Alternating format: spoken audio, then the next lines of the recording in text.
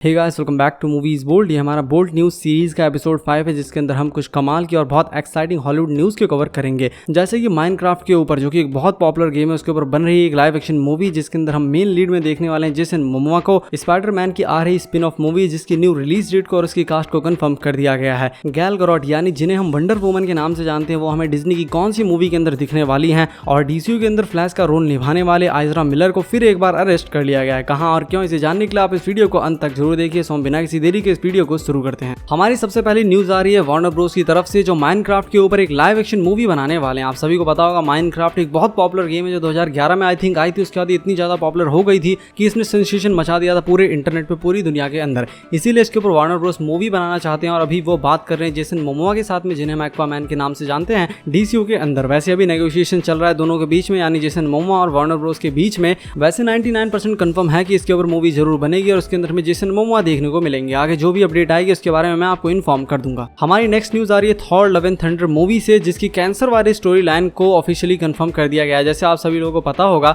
कि कॉमिक के अंदर जो जेन फॉस्टर है, उनको कैंसर हो गया था। इसके बाद वो माइटी थॉर बनी थी, क्योंकि उन्होंने थॉर का म्योनिर उठा लिया था। इसके बाद वो थॉर बन जाती थी, उनके पास गॉड की पावर आ जाती थी। लेकिन जैसे ही वो म्योनिर को छोड़ती थी, वो वापस से एक नॉर्मल ह्यूमन बन जाती थी, जिनके पास सिर्फ कैंसर की पावर रहती थी। और इस चीज को ऑफिशियली कंफर्म कर दिया गया है, क्योंकि एक साइट है shop.eaglemoss.com, जहां पे माइटी थॉर के हेलमेट का रेप्लिका बिक रहा है, यानी कि टॉय बिक रहा है, जो $44.99 का है, यानी 3425 रुपए का है, जो वहां पर बिक रहा है। वहां पे नीचे डिस्क्रिप्शन में इस बात को पूरी तरीके से कंफर्म कर दिया गया है। उसमें बताया गया है कि जेन फॉस्टर इस मूवी के अंदर में कैंसर से जूझते हुए दिखेंगे। उनकी तबीयत काफी खराब होती है, लेकिन उनकी मुलाकात हो जाती है म्योनिर से। वो किसी तरह म्योनिर को लिफ्ट कर लेती है, जिसके बाद उनके अंदर थॉर की पावर आ जाती है। क्योंकि आपने थॉर 1 मूवी के अंदर देखा होगा कि वहां पे खुद ओडिन बोलते हैं कि जो भी थॉर के हैमर को उठाएगा, उसके अंदर थॉर की पावर्स आ जाएंगी। इसीलिए जेन फॉस्टर के अंदर भी थॉर की पावर आ जाती है और वो बन जाती है माइटी थॉर। जब तक वो माइटी थॉर रहती हैं, तब तक वो गॉड द गॉड बुचर से लड़ती हैं, और जब वो नॉर्मल ह्यूमन बन जाती हैं, तब वो कैंसर से लड़ती हैं। इस चीज को कंफर्म किया गया इस साइट के द्वारा, और ये ऑफिशियल साइट है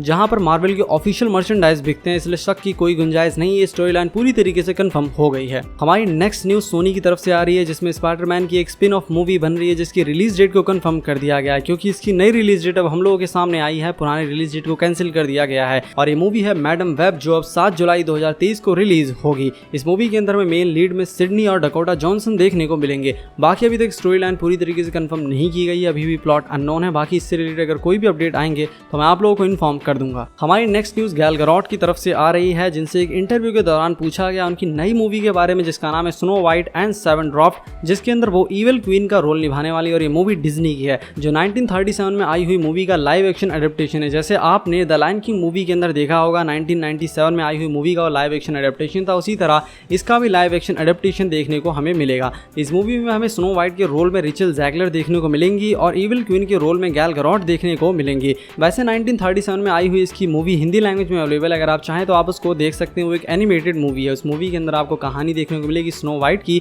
जो कि एक प्रिंसेस होती है, लेकिन उसकी स्टेप मॉम यानी सौतेली माँ उसको बिल्कुल भी पसंद नहीं करती। इसलिए वो उसको एक सेब देती है, जो जहरीला सेब होता है, जिसको खाने के बाद वो बेहोश हो जाती है, और उसको केवल उसका सच्चा प्यार ही उठा सकता है किस करके। तो यही कहानी आपको देखने को मिलेगी इस मूवी के अंदर भी, जब ये मूवी रिलीज होगी। वैसे अभी तक इस मूवी की ऑफिशियल रिलीज डेट कंफर्म नहीं हुई है, बस इतना ही पता है कि ये मूवी 2023 में रिलीज होगी। हमारी नेक्स्ट न्यूज आ रही है Thor love and thunder movie के ट्रेलर के टीजर से, जिसने 24 घंटे के अंदर अंदर 210 मिलियन यानी 21 करोड़ व्यूज क्रॉस कर लिए हैं, जो कि एक बहुत बड़ा आंकड़ा है। वैसे ये होना स्वाभाविक था, क्योंकि काफी समय से फैंस और हम लोग इस ट्रेलर का वेट कर रहे थे, और जैसे ही ट्रेलर आया सब लोग इसके ऊपर टूट पड़े। इसीलिए इस ट्रेलर ने इतने सारे व्यूज क्रॉस कर दिए सिर्फ 24 घंटे के अंदर। हमारी नेक्स्ट न्यूज आ रही है डॉक्टर स्ट्रेंज 2 के एक एड से, जो कि अगेन टाइड यानी उस सर्फ का एड है, साबुन का एड है, जो कि कपड़े धोने के लिए यूज किया जाता है। उसमें हमें वोंग दिखते हैं, जो पड़े होते हैं डॉक्टर स्ट्रेंज के एक बहुत खास दोस्त के पीछे, ताकि वो उसे साफ कर सके, क्योंकि वो काफी गंदा हो गया होता है। लेकिन इसी बीच हमें एक ईस्टर एग देखने को मिलता है 2004 में आई स्पाइडरमैन 2 मूवी का, जिसमें अगर आपने ध्यान दिया हो तो पीटर पार्कर जिस शॉप के अंदर काम करता था, पिज्जा शॉप के अंदर, उसका नाम जॉस पिज्जा पार्लर था, और वही पिज्जा पार्लर हमें इस कमर्शियल एड के अंदर भी देखने को मिलता है। तो ये एक ईस्टर एग है 2004 में आई हुई स्पाइडरमैन मूवी का। हमारी नेक्स्ट न्यूज आ रही है डीसीयू की तरफ से, जिनके लिए फिर से एक बुरी खबर उन लोगों के सामने आई है। क्योंकि आप सभी को पता होगा, हमने अपनी प्रीवियस न्यूज वीडियोस के अंदर कवर किया था कि एज़रा मिलर, जो डीसीयू के अंदर फ्लैश का रोल निभाते हैं, वो काफी बार अरेस्ट हो चुके हैं, उनके ऊपर काफी केसेस चल रहे हैं। इसी वजह से डीसीयू सोच रहा था कि उन्हें निकाल दे डीसीयू से, लेकिन फिर से उनके लिए एक बहुत बड़ी मुसीबत सामने आ गई, क्योंकि वो फिर से हवाई के अंदर अरेस्ट हो गए। अभी तक ये कंफर्म नहीं किया गया है कि उन्हें क्यों अरेस्ट किया गया, क्या कारण था, लेकिन इतना पता लग गया है कि उन्हें हवाई के अंदर फिर से अरेस्ट कर लिया गया है। और अभी कुछ समय पहले उन्हें एक और बार अरेस्ट किया गया था, एक कपल कपल को धमकाने के लिए और उन्हें जान से मारने की धमकी देने के लिए, और अब वो दोबारा अरेस्ट हो गए। तो हो सकता है पूरी तैयारी बना चुके हों डीसीयू से एग्जिट करने की। हमारी नेक्स्ट न्यूज आ रही है अमेजॉन प्राइम वीडियोस की तरफ से, जो वोल्ट्रॉन के ऊपर एक लाइव एक्शन मूवी बनाने के बारे में सोच रहे हैं और इस मूवी को डायरेक्ट करने को दिया जाएगा रेड नोटिस के डायरेक्टर को। वैसे अभी तक कंफर्म नहीं हुआ है कि इसके ऊपर मूवी बनेगी या नहीं बनेगी। ये काफी कमाल की सीरीज थी, 1980s की एनिमेटेड सीरीज थी जो उस समय बहुत ज्यादा पॉपुलर थी,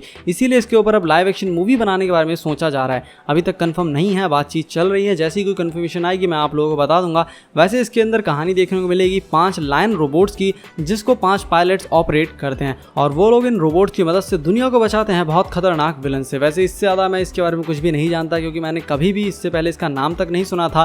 तो अगर आपको कुछ पता है तो आप कमेंट सेक्शन में जरूर बताएं। हमारी नेक्स्ट न्यूज़ आ रही है गैल गैडोट की तरफ से, जिनसे एक इंटरव्यू में पूछा गया कि वंडर वुमन 3 मूवी के ऊपर कैसी प्रोग्रेस है, क्या उसका काम चल रहा है नहीं, स्क्रिप्ट के ऊपर काम चल रहा है नहीं, यही सब कुछ उनसे पूछा गया। तो उन्होंने बताया कि वो इस मूवी के लिए बहुत ज़्यादा एक्साइटेड है और इसकी स्क्रिप्ट के ऊपर काम चल रहा है और धीरे धीरे इस मूवी के प्रोडक्शन को आगे बढ़ाया जाएगा और वो चाहते हैं कि जितनी जल्दी हो सके उतनी जल्दी ये मूवी बन के तैयार हो जाए, ताकि फैंस के लिए ये मूवी जल्दी से जल्दी अवेलेबल हो जाए और वो लोग इस मूवी को एंजॉय करें। हमारी नेक्स्ट न्यूज़ सोनी की तरफ से आ रही है, जिनकी मूवी जिसका नाम Spiderman Across the Spider Verse है, जो कि एक एनिमेटेड मूवी है जिसकी पहली मूवी 2018 में आई थी और मैसिवली हिट हुई थी, जिसके बाद इसके सेकंड पार्ट और थर्ड पार्ट पे काम शुरू हो गया था। और इस मूवी का पहला पार्ट इसी साल 7 अक्टूबर को दिखने वाला था और दूसरा पार्ट 2023 में दिखने वाला था, लेकिन अब इनकी रिलीज डेट को आगे बढ़ा दिया गया। अब इसका पहला पार्ट 2 जून 2023 को देखने को मिलेगा और दूसरा पार्ट 2024 में देखने को मिलेगा 29 मार्च को, क्योंकि इस बीच बहुत सी मूवीज रिलीज होने वाली है। स्पाइडरमैन की स्पिन ऑफ मूवी रिलीज होने वाली है 2023 में, इक्वलाइजर 3 भी रिलीज होने वाली है, इसी वजह से रिलीज डेट्स को शिफ्ट किया गया है। हमारी नेक्स्ट न्यूज आ रही है फास्ट एंड फ्यूरियस 10 मूवी से, जिसके टाइटल को अब ऑफिशियली कंफर्म कर दिया गया है। साथ ही साथ विन डीजल ने यह भी बताया कि इसका प्रोडक्शन भी चालू हो गया है।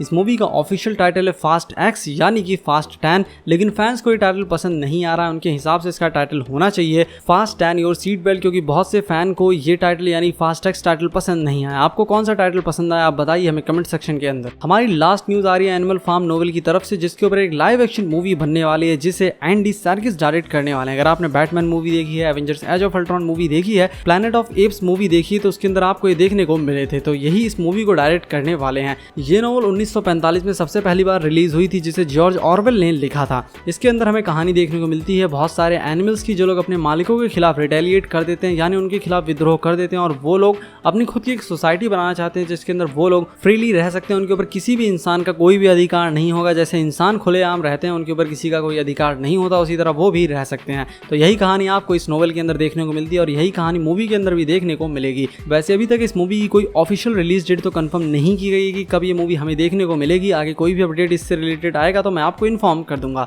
सो गाइस, आई होप आपको वीडियो बहुत पसंद आई होगी। अगर आपको वीडियो पसंद आई, वीडियो को लाइक कीजिए, चैनल को सब्सक्राइब कीजिए। मिलता हूँ आपसे अपनी अगली वीडियो में, तब तक के लिए धन्यवाद।